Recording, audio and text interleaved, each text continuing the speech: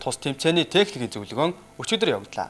Монголын кикбокс тулааны спортын холбоо болон засгийн газрын хэрэгжүүлэгч агентлаг биеийн тамир спортын хорооноос хамтран кикбоксing улсын аварга шалгаруулах тэмцээнийг энэ сарын 15-наас 21-ний өдрүүдэд Мишель Экспо төвд 9 дахь удаа зохион байгуулна.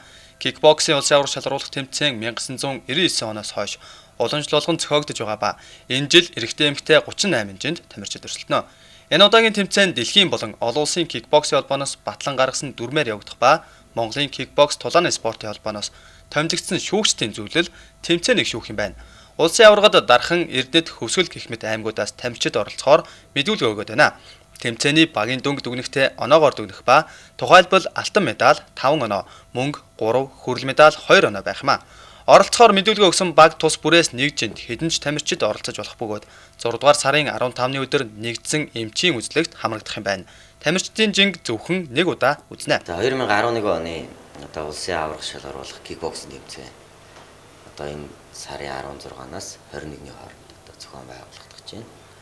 За Монгол улсад бол одоо кикбокс тулааны спортын хөгжөөд 20 гаруй жил болсон байна.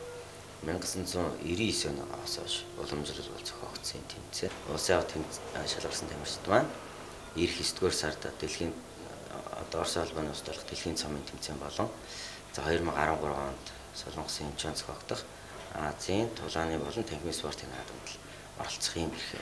12-оос 15 насны өсвөр үеийн ангилал болон 16-аас 18 насны залуучуудын ангилалд full contact буюу 2 минутаар 3 үе тоглох ба зөвхөн насанд хүрэгч эрэгтэй тамирчдыг мутай боксийн төрөлд өрсөлдүүлэх юм байна.